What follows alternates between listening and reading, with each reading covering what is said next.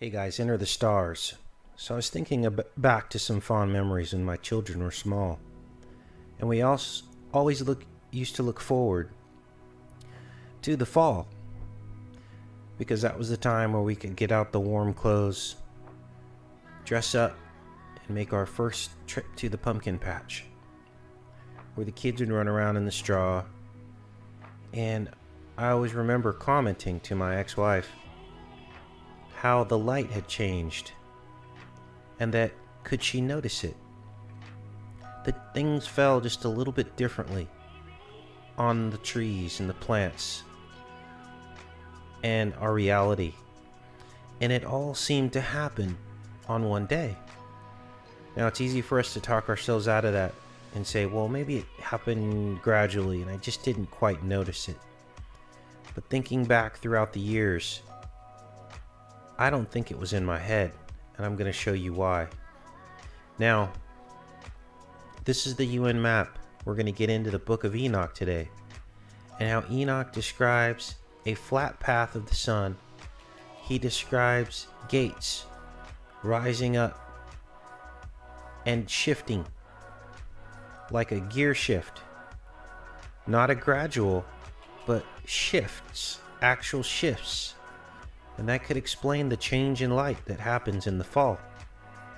Now, it probably happens in other seasons, but we just don't notice it. Of course, this is the flat earth model, but the model that I believe is a creation that is based off of God's creation is the lens-shaped earth, like a contact lens. So imagine fitting this map over a convex contact lens sitting on a table, and we living on the surface of it, not under it. See, the devil tries his hardest to be like the Most High. That is his goal. He will counterfeit every single thing that God does. So what better way to throw everybody off than say we live under a dome instead of on the surface of it? Because under a dome would lock you into this small world, and you would feel as though God doesn't care because he locked us in a petri dish. Where in fact we live on the surface of the dome, and the heavens are before us. Infinite heavens. God is reflecting back at us. But we'll get into all that. But first, I want to address this. Extrapolating this image out, we're looking at the owl. Now, don't run away, because Satan wants to be like the Most High. He wants to establish his kingdom on this earth.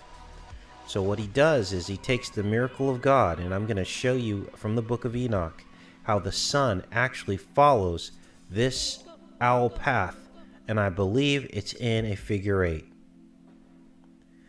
But see, the devil wants to mimic God, have you not believe in him, and worship him here on earth, and uses the signs and symbols to do that, to control your mind and to confuse you.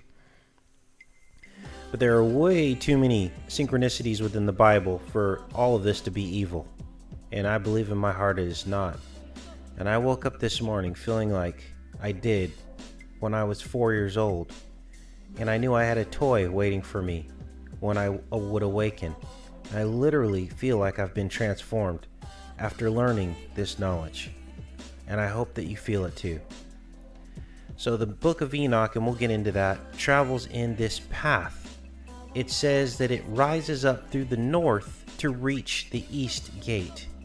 Now we got to think about reflections here and how this works, and we're going to pull this apart today, and I'm not sure what we're going to find, but we're going to dig. But first, why would Satan choose this image, Moloch? Extrapolate all this out. Think about where these curves go.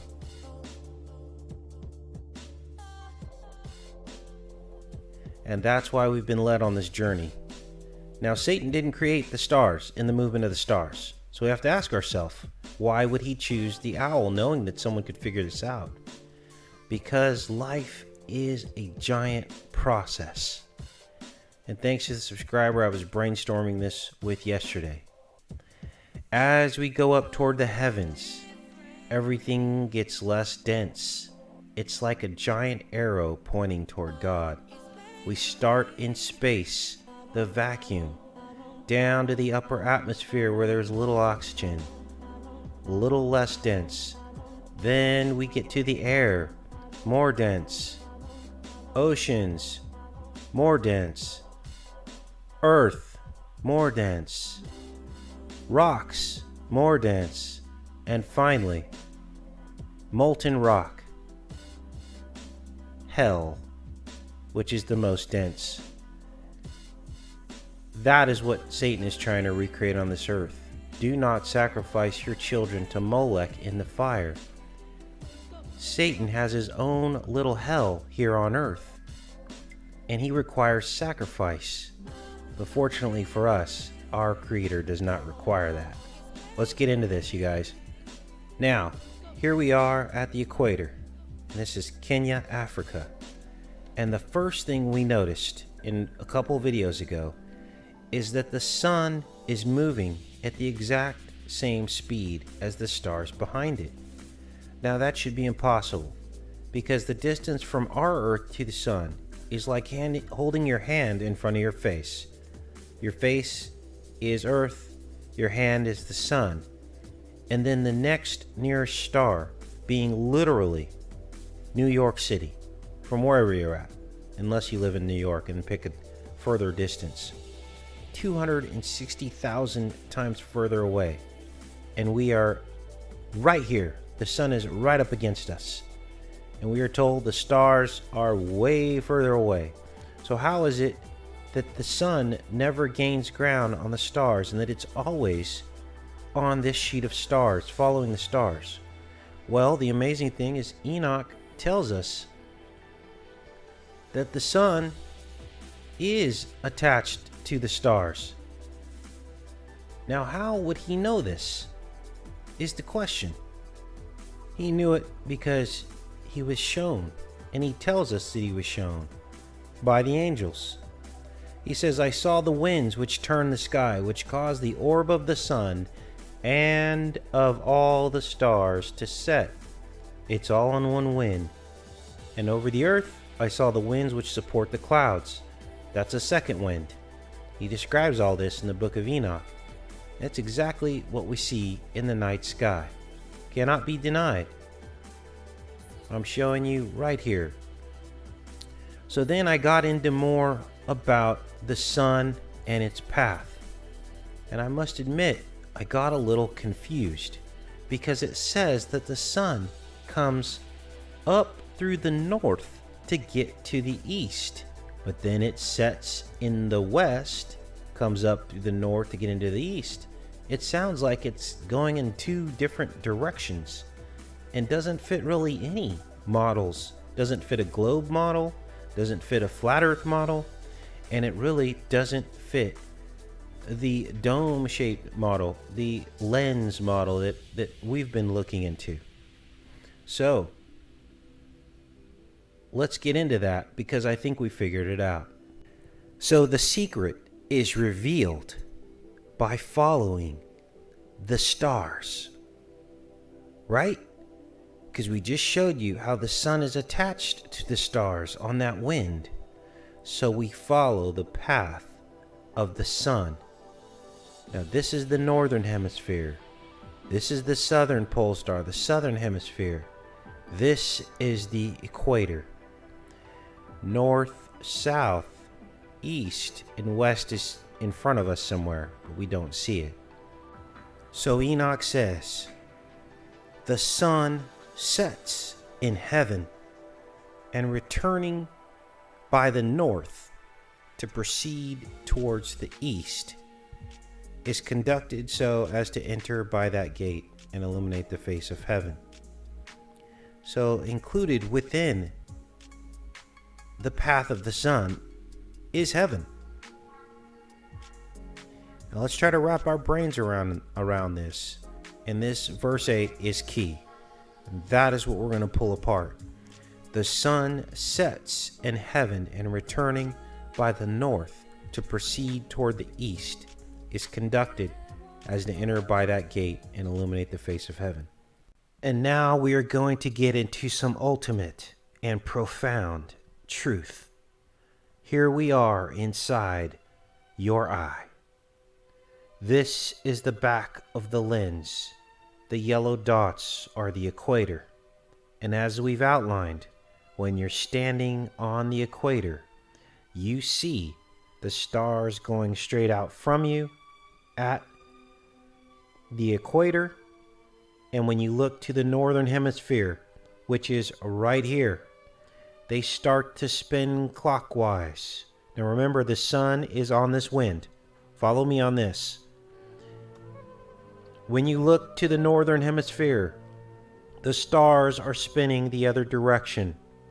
And I want you to look, if you're standing on this equator and you're looking down, the stars are spinning in the other direction. And look at the reverse rings. Can you now see the truth? And all this is a reflection on the backdrop of this large disco globe, the internal mirror. This is how God does it, and it's amazing. Because he's right back here behind this retina. He's the pineal gland. He is the ultimate, the Alpha and the Omega. Now, think about the sun being on one of these tracks. We'll use this ring. Rises up through the north.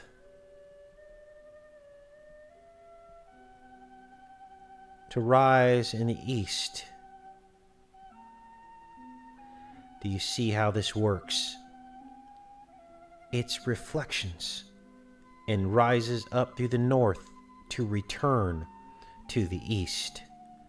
Rises up through the north to heaven to return to the east. And as it projects down onto this lens, it creates a perfect ring. And so Jesus asked his followers, and now I ask you today, do you have eyes to see and ears to hear? The eye and the ear are the two witnesses of God's creation.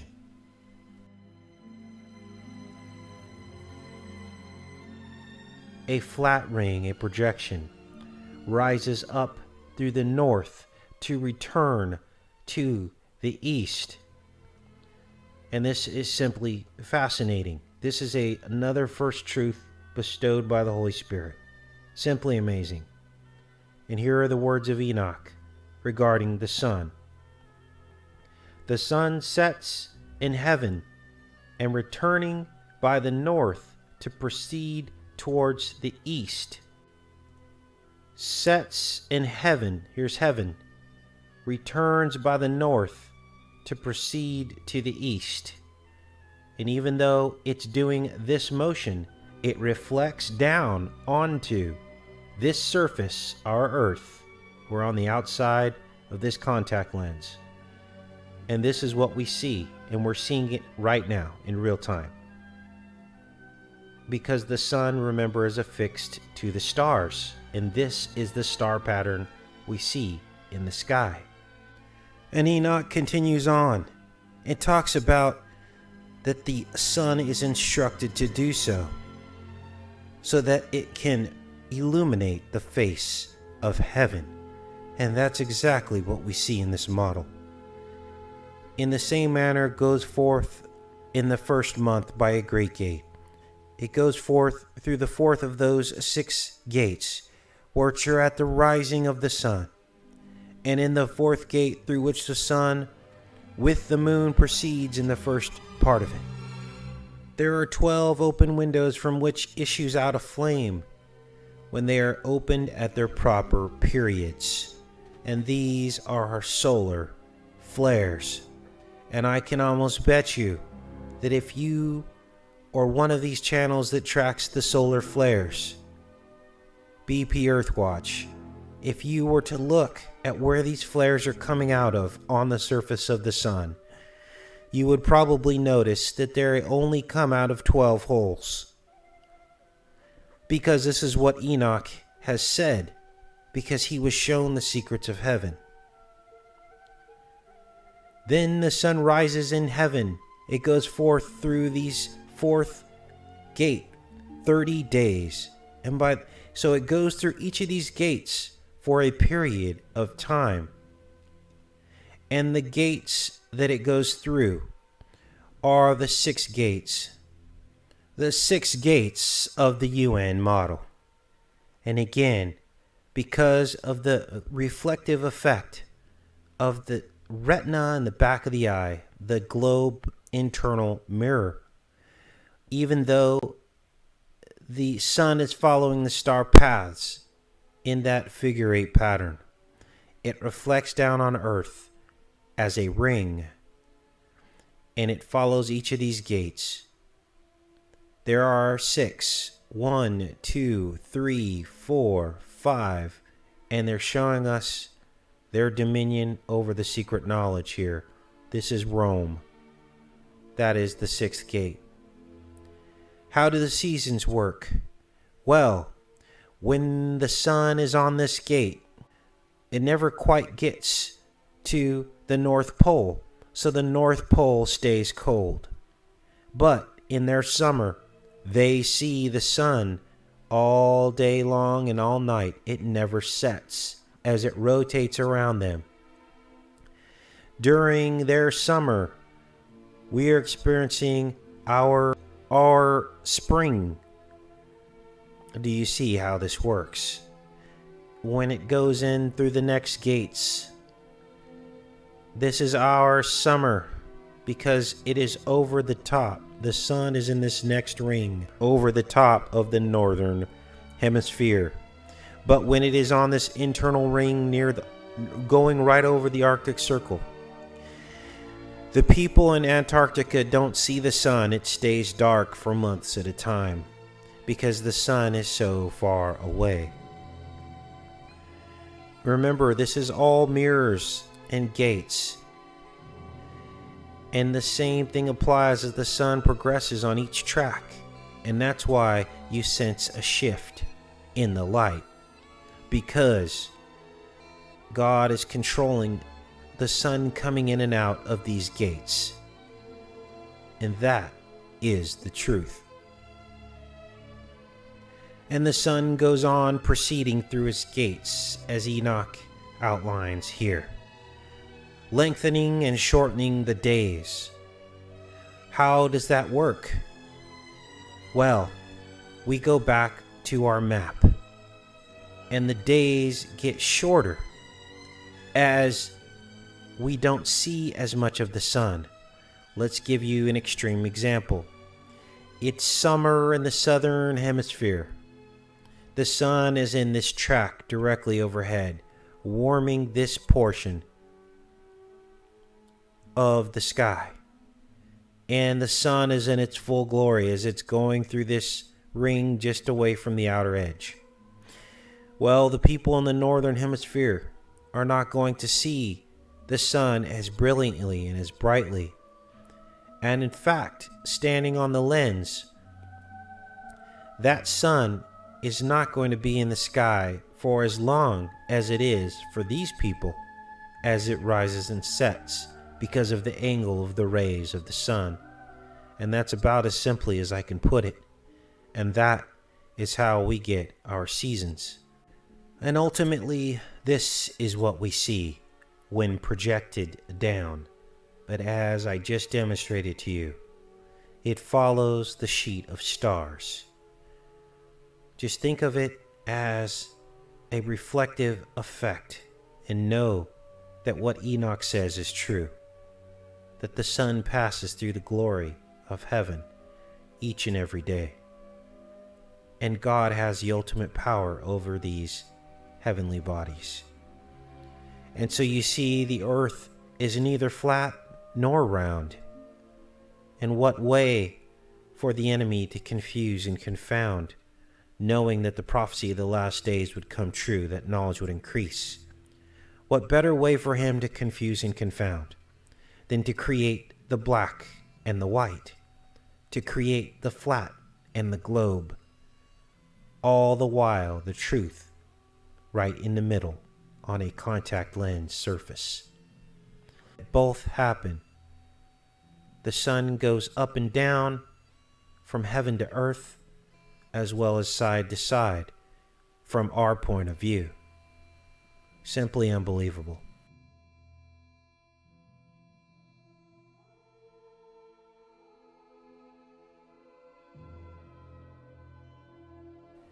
Anyway, you guys, take care and be safe and be blessed.